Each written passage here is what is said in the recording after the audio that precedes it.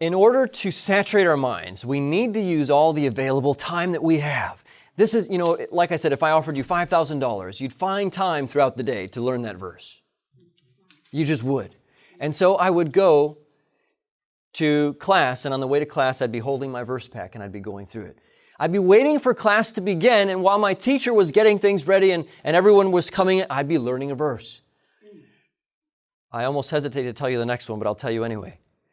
When the preacher got very boring, I pulled out my verse pack and I learned my verse. Well, when he went off saying things that were just not in the Bible or, whatever, then I would learn God's Word. Friends, don't stay away from church. It doesn't matter what. Jesus went to church when they were trying to kill him. He still went to church. Go to meet God. Everyone else can tag along. You're going to meet God. And so I would use every available amount of time that I had. I remember we had a dial-up internet at the time, 1998. And we were up in the hills of above Sacramento.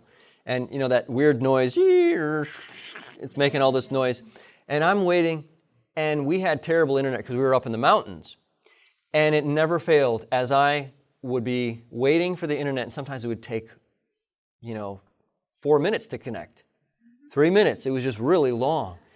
And I would pull out my verse pack, and it never failed. Within 10 seconds, it would connect. It's like the devil was purposely trying to keep me from learning God's Word. And either he was wasting my time, but I had him between a rock and a hard place. Either he stops wasting my time or I learned a verse. And so I would get stuck in traffic, and I would be rejoicing. I have all these verses to go through. And I would be so happy because I had time. It was forced time. And I had an excuse to learn God's Word. While pumping gas at the gas station, if we had used all the time we'd spent pumping gas, we could have had the Gospel of John memorized. And so little bits of time. So the first M stands for manage time.